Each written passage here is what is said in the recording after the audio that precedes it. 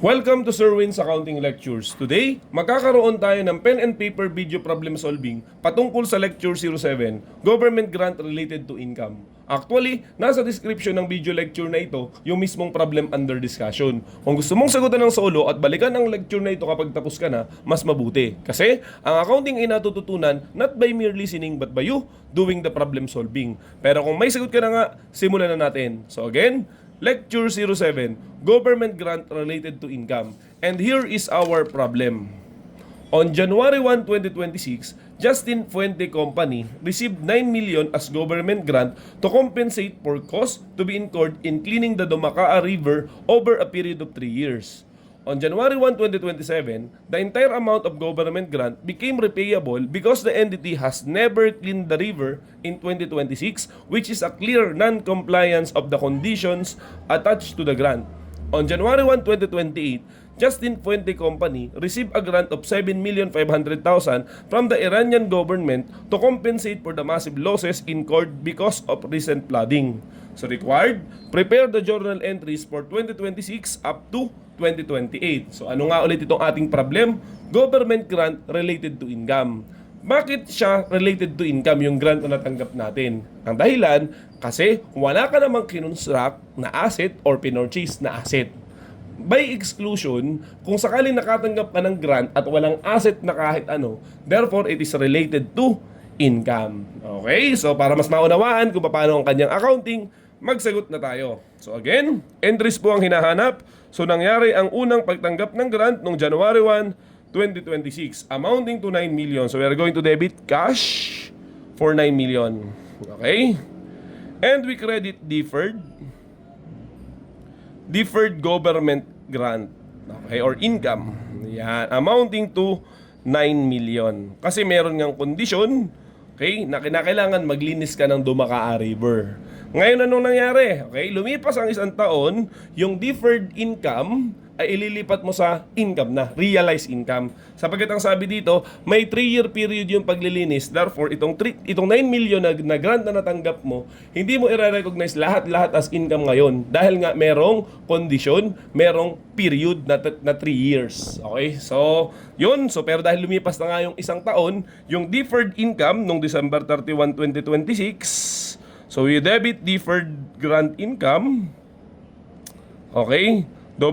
Deferred government grant, lagyan na rin natin ng income kasi deferred income yan, okay, ay ililipat mo na dun sa income from government grant. Ayan, so ililipat mo na siya. Ang tanong ay magkano? Dahil nga 9 million yung total value ng grant, okay, at 3 taon yung condition o yung period na kailangan mo i-comply, i-divide mo sa 3. So yung 3 million will now be, okay, income. Okay? So yan yung ating entry noong 2026. Ngayon, anong nangyari noong 2027? Hindi naman daw pala naglinis si Justin Fuente Company ng kahit ano dun sa river. So therefore, there's a breach or there's a non-compliance of the grant. So anong mangyayari doon? I-require ka nung government na isauli yung natanggap mong pera. Kaya therefore, noong January 1, 2027, there will be a debit, okay, to deferred, okay, government grant income. Okay, and there will be a loss, okay, from government grant. And you are going to credit cash. Okay? Ipaliwanag nga ulit natin, dahil nawalan ng compliance o hindi ka nag-comply, yung pera natanggap mo na 9 million will be credited to cash. Okay? Kasi isasauli mo. And then, hindi ba nga 9 million yung natanggap mo? Nagkaroon ka na ng recognition ng 3 million. So, yung natitirang 6 million ay hindi mo na marirealize kasi nga, nagkaroon ka ng non-compliance, ide-debit mo na yan. Kaya dahil pinapasauli sa'yo, yung mga dating income na na-realize mo na, yung 3 million, it will be reversed and will be debited to loss. Therefore, there is a loss from government grant amounting to 3 million. Okay, so ganyan po ang nangyayari kung sakaling ipinapasauli. Okay? And then ano pang nangyari? Pagdating ng December 31, 2027, wala nang magiging entry dahil nga tatapos na yung pagbibigay ng grant tapos isinauli mo kasi. So walang realization of income at the end of the year. Okay? Ngayong 2028, anong nangyari? Sabi dun sa problem, nagkaroon ng massive flooding. Okay, at itong Iranian government, siguro ibang gobyerno na ito, binigyan si Justin Puente ng pera na 7.5 million. At ano sabi dito?